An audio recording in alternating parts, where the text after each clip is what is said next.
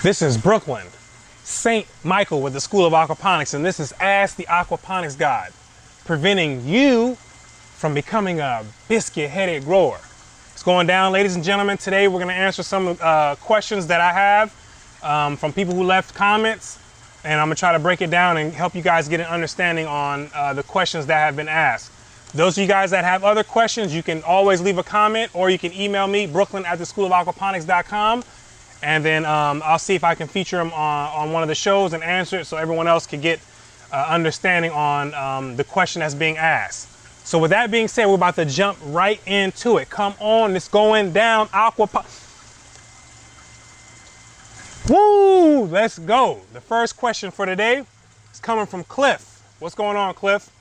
He asks, how do you know what the best flow rate is for DWC? Now, here's how I would break this thing down for you, Cliff. So there's a system that has already been established from the University of Virgin Islands. This is like the standard system for aquaponics. It's been around for a long time, over 30 years, 30, 40 years. And they've done a lot of research on this system, a lot of studies, a lot of trials on it. And when you read a book called Aquaponics Q&A by Dr. James Ricosi, I think it's on page 46, he talks about it in there, the hydraulic retention time for the system that they have set up. And in that system, it has a hydraulic retention time or a turnover rate of about once every 3 hours, right? So that system has once every 3 hour turnover rate. So I wouldn't push it any further than that to be safe. This system here, the high class grower system or the aquaponic god system, this one here, I do a turnover in this floating raft or DWC system once every hour, right? Once every hour. So I would fit it somewhere between once an hour to once every 3 hours to be on the safe side. And that's where I would have my flow rate for a floating raft system. And it's important to understand that because you have to at least push enough water in the beds for it to absorb the nutrients and to keep it clean for the fish tank or for the fish. So if we were to do it here, like maybe a turnover once every 10 hours, you know, you would start to have nutrient accumulation in the fish tank area for this particular system because it has a split flow. So it would have nutrient accumulation and the nutrients would start to rise, you know, to rise up, and it would probably become too much for what's in the fish tank alone. So we want to, you know, create a balance here. And I found in this one's about once an hour, once every 2 hours. That's fine for this system. So somewhere between 1 and 3 hours, or one time every 1 to 3 hours should be good for a floating raft system. So hopefully that answers your question, Cliff, my man, and we'll be moving on to the next one. All right. So the next question is from the hydroponic, aquaponic farmer and gardener. What's going on, man? He says, thank you. I got a pH meter. You also mentioned an iron tester. Is there another test that is required? So this right here is a good question. This is a really good question. And I think what I'm going to do right now, I'm going to take the time to go over pretty much the basic test kits and instruments that you're going to need in order to be successful with aquaponics. And it's important to have these test kits because it's going to allow you to understand exactly what's going on in your system. It's going to allow you to prevent problems or to identify any problems that are occurring, especially within the water column or in the water chemistry going on. There's a lot of things going on that are happening that could be causing problems with the system. So it's important to have certain equipment and instruments in order to be able to verify and identify some of the problems that might be occurring. So I'm gonna go through a list.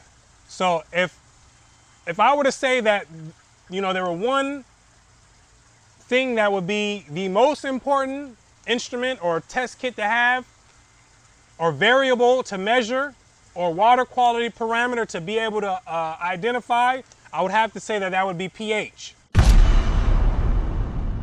pH is super important. And the reason why it's important is because many of the other water quality parameters are a function of pH. They rely on pH. Things like ammonia. Ammonia comes in two forms: ammonia, NH3, and ammonium, NH4+. Right? Ammonia, the NH3, that's the one that's lethal to the fish. it's a function of pH. When it dissolves in the water, depending on the pH, that's going to determine, you know, if it's going to shift towards the ammonium or the ammonia, the gaseous ammonia phase, or if it's going to be more towards the ionic phase of ammonia, right? So pH is going to determine that. Very important. Things like carbon dioxide as well. Very, very important. So if you have a higher pH, you know, like I said, for ammonia, it's going to be going towards the ammonia. It's going to be going towards the ammonia, the gaseous ammonia. Lower pH, lower than 7, now you're going to start going more towards the ammonium, the ionic form. So pH is going to allow you to identify those things. Without pH, you're not going to have a clue about what's going on. So pH is something I check on a daily basis. Every day, it's like the first thing I come out and check is pH. The first thing, I come out, check pH. I might be up at 1, 2 in the morning and come out and check pH, just because I feel like doing it, right? So pH is that important. It's a very, very important variable to understand. Now, with pH, you can either get a pH meter. You know, you can get a simple pH meter and go through. You can pay like $15 on Amazon. They'll get it shipped to you. Or you can get a monitor. I get the monitor. That's just the way I get down. I get the monitor because I check it frequently. So I want to know, and I don't feel like taking lids off, you know, moving it through the water. I don't feel like doing that. So I just want to come out, take a look, boom, check my pH. Okay, I can go to sleep at night. I can go rest. Something I like to check. So you have the option. It ranges anywhere from like $15, 10 to $15 up to about $200 if you want like a monitor where you can constantly check your pH. It's up to you. So pH is definitely very important. Another test kit that you're going to need is a nitrogen test kit. Nitrogen test kit, we're dealing with the various forms that it's available in the system, which is going to be, like I said, your ammonia and ammonium, which are also known as TAN, total ammonia nitrogen. You got your nitrite, which is also going to be in the system, also can be lethal, and you also have your nitrate. You're going to want to test these. Now, this is extremely important, testing your nitrogen, especially in the beginning stages of the development of your system. When you're cycling your system, you're going to want to test closely and monitor these things on a daily basis. You're going to need these test kits, right? You're going to need these test kits. This is when your ammonia levels are going to be high, your nitrite levels are going to be high. These can cause problems, especially if you have fish in your system and you're cycling. Right? This is when a lot of people find that their fish are going to start biting the dust. You need to be testing closely. Testing that, comparing it to your pH, especially when we're dealing with ammonia, finding out which form or how much ammonia, NH3, is in there, finding out if it's lethal to your fish, and then proceeding from there if you're doing a fish to cycle. Very important. You can get an API test kit from like Petco. I think these things run around $40 to $50, somewhere around there.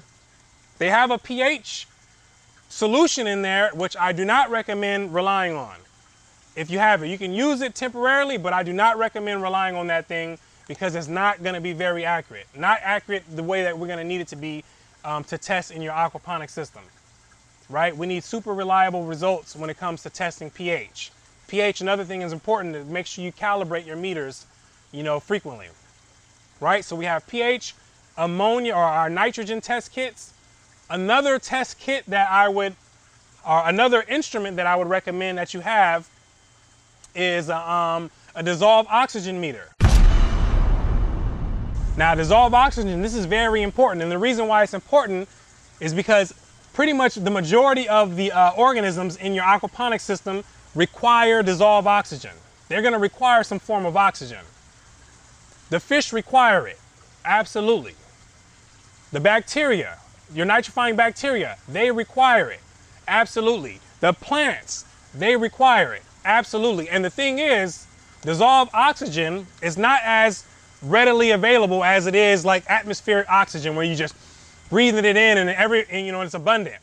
It's not the same thing in these systems. It goes fast, right? It's not readily available and at high concentrations.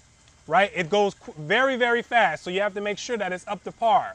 And you want to be checking to make sure, especially when you're fish stocking densities start to increase, and even when your planting densities begin to increase as well.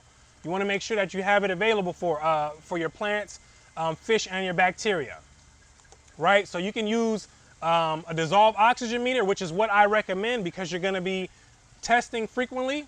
You want to be able to something that's just quick, push a button on, check your the water quality parameter, and then you can keep it moving, going about your business. This is going to run you somewhere around, you know, a good one, you know, $350, $400, probably somewhere around there. You know, it costs to be the boss. Or you could get you you could get a dissolved oxygen test kit. Hawk makes them. I have that also, but I moved away from that because it just takes too long. You know, too much. It's taking up too much time. But that depends on you, whatever your circumstance is and what you know what your value is. That's going to depend on how you want to do it. But whichever way you want to do it, it works, and you can go about it that way. So anywhere from, I think, a Hawk dissolved oxygen test kit somewhere around $100, somewhere around there. So somewhere between $100 on the low side, and to get a meter somewhere up to around, you know, $350, $400, somewhere around there, and you'll be able to test your dissolved oxygen. All right. So from there, another test kit that you're going to want to have is a carbon dioxide test kit. Now, carbon dioxide, ladies and gentlemen, this here is what I call the silent killer. This is the silent, sneaky killer. If you might have, you know, your fish swimming around, then you might notice, you know, a day here, a day there, you might have onesies and twosies that bite the dust. Just out of nowhere. One here dies, another one might die here. Maybe 2 or 3 days later, another one might bite the dust. You might want to start looking at carbon dioxide. That's a sneaky one, especially, you know, if you have, you know, relatively high stocking densities, fish stocking densities. You know, you're going to want to check that and monitor that. Because also the fish, they're giving off carbon dioxide, the bacteria, they're giving off carbon dioxide, and it accumulates in the system, right? So you want to make sure you check it. Carbon dioxide, or carbon, is going to be, it's going to have pretty much 4 shared forms in aquaponics, or within the water column. You're going to have, which is known as total inorganic carbon. You're going to have your, you know, your carbonic acid. You're going to have your free carbon dioxide. It's the gaseous carbon dioxide. That's the guy we're checking for. You're going to have your bicarbonate, and you're going to have your carbonate. And these 4 forms, they're a function of pH. Remember, I told you pH, that thing is super important. So depending on the pH level, that's going to determine which one of these shared forms is more available in the system. You start going above 7, you know, you start creeping up 7.5 around there, you're going to be having more bicarbonate in there. You start going up to 10, you know, it's going to be mostly carbonate. You start shifting lower on the pH scale, 7, going down to, you know, start creeping into the 6.5s and around there, then you're going to have more of the gaseous carbon dioxide. That's the guy that's the silent killer, right? That gaseous carbon dioxide. So it's very important to check it. Also, when you have high levels, high concentrations of the free carbon dioxide, that also inhibits the uptake of oxygen, dissolved oxygen, especially with the fish. So if you have high concentration of carbon dioxide, the fish, even if you can have high, you know, you might have adequate amounts of dissolved oxygen, that high concentration of carbon dioxide, that's not allowing the fish the fish's blood to carry oxygen adequately, right? So it's interfering with it. So all the, you know, everything, a lot of things are interplaying amongst each other in the system. So you have to have these test kits to be able to find out where the problem's at, you know, to look around if there is a problem that occurs, right? This is the skill of the grower, using the mind. All right, so that's carbon dioxide, and you're probably going to run around $50, you know, for a test kit, somewhere around there, $50, maybe more than that, maybe $80, somewhere between 50 and 80, if I can recall correctly, somewhere around there. But it's very important to have it. All right, so after carbon dioxide, what you want to have is, the next thing you want to have is something to test alkalinity with. Now with alkalinity, this is basically just testing the system's capacity to buffer the swing of pH. So if you have a high amount of alkalinity, it's gonna make it harder for your pH to shift up or down, right? So if you have a lower amount of alkalinity, then the swings are gonna be more easily to come upon. So that's what your alkalinity is gonna tell you. So if you see your pH fluctuating, you know, throughout the day, up and down a lot, then it could be that you have a low amount of alkalinity. If your pH doesn't stick, which a lot of you guys may experience, especially when you're starting off, you use well water like I use, that might be high in alkalinity, then that pH might be stiff. It ain't going nowhere, stiff as a brick, until, you know, it starts to be stripped out during the nitrification process. And you know, the more acid is being introduced and stripping at that alkalinity, right? So you want to get you a alkalinity test kit. That's what that's going to measure. Very important. Another thing that you want to have is a EC meter, right? So the EC meter, also known as the electrical conductivity meter. This is basically measuring your nutrient concentration, or the ionic concentration of nutrients that are in the system. So it's measuring things like nitrate, phosphate, PO4 -2, sulfate, SO4 -2, anything with a charge that's on it, calcium, Ca +2, magnesium, Mg +2. It's going to be measuring these things and telling you the concentration of these nutrients in the system. It's not going to measure all the nutrients in the system, but those that have a charge. That's what it's going to be measuring. And it's going to give you an idea of how concentrated those nutrients are in the system, because it's important to have them concentrated to a certain level, because that's how plants take up nutrients, right? If they're diluted, you know, you can have a whole bunch of nutrients in there, but if it's diluted, plants aren't going to be able to take it up. That's why you can't do an aquaponics system in a huge pond. The nutrients aren't concentrated enough, right? And concentration is determined by water volume and amount of nutrients. When you add those two together, that's how you get your your nutrient concentration, right? So that's what that is, and this is going to allow you to measure that, so you can start to see. It also gives you an idea of, you know, how balanced your system is. You start seeing those nutrients, the nutrients on the EC meter climbing up, steadily increasing. You know, it's probably that you're feeding too much, or you don't have enough plants. That's what's going to kind of give you a general idea of that. You start seeing it just all the way low, that's telling you you're not feeding enough, or you don't have enough fish, or you have too many plants. EC meter is a good diagnostic tool. Very good when it comes to that, finding out your nutrient concentration and availability in the system. All right? So another thing that you want to have is a water hardness test kit.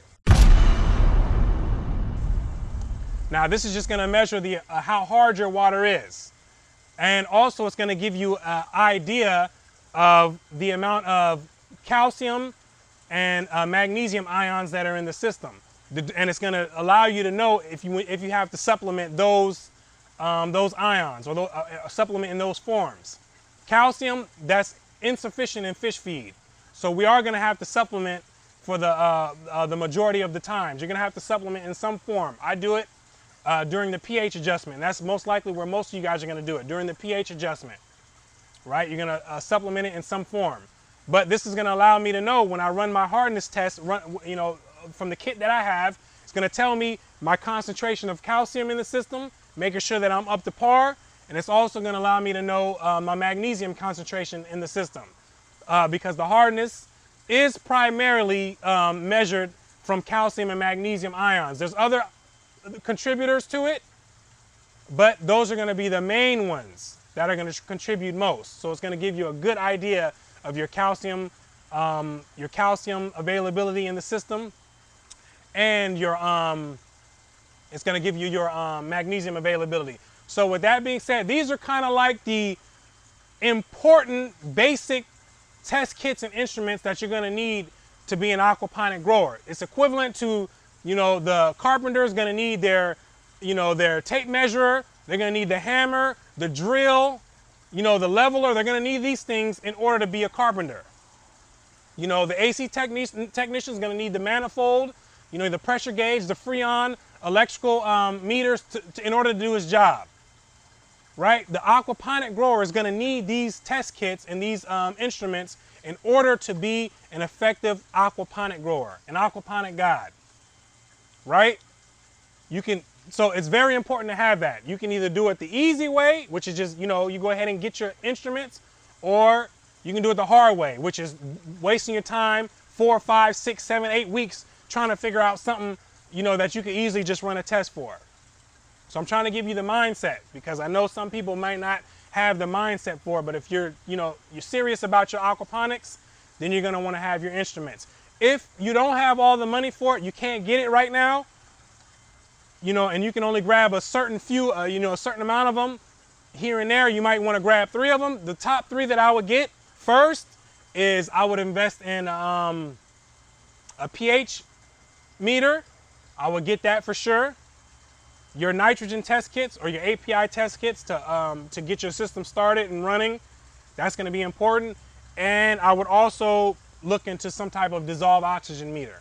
I would do that, absolutely. You can knock those 3 out of the way, you know, you'll be, you know, somewhat in the game. But you really want to eventually get around to getting all of it. And there's still more other things that we can add on, but, you know, I don't want to overwhelm. So we'll just stick to that right now. All right, so hopefully that answers your question and it gives you guys an idea on what you're gonna need to run your test. Check out your system, get acquainted with the system, find out what's going on, how it's running, how it's functioning, identify any problems and prevent any problems, all right? So with that being said, if any of you guys have any other questions, then you can leave them in the comment section and I'll pick whichever ones, you know, the pertinent questions.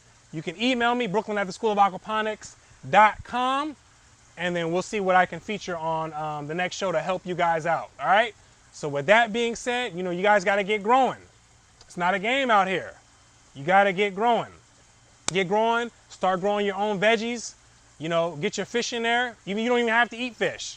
You know, just get your aquaponic system is very easy. Get growing, get your vegetables in there, and you know, it's a lot of fun.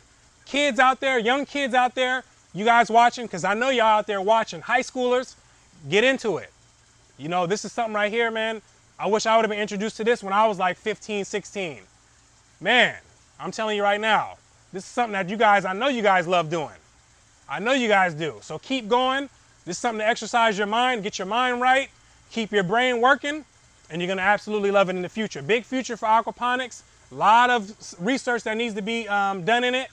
You know, and this is, you know, it's just up and running right now, and it still has a lot, you know, to be done in this field of aquaponics, all right? So with that being said, this is Brooklyn St. Michael with the School of Aquaponics reminding you to stop walking and get you a car. Real quick, I did forget one thing. I forgot to mention iron. Yep, I forgot to mention it on the video. So I had to come back out here and shoot this real quick because somebody's gonna try to slide out and not get an iron checker. You need an iron checker. Iron is insufficient in fish feed, so you're gonna need to have iron, or the top of your plants are gonna be looking like a banana peel if you don't have it have enough iron in there. You don't add iron in there. All right, so we need to get iron. Woo, hold on. Look at him. Look at him. Oh man. See, I've been eating on him. You can see that. I've been plucking on him. Get you a little closer look real quick. I've been plucking all on him. These things actually do better in these systems, in these channels here, than the pipes. They last a lot longer, which is a little surprise. Anyways, yeah, so the iron. Get your iron. Stop playing games. This is Brooklyn St. Michael once again. Now I'm signing out for real.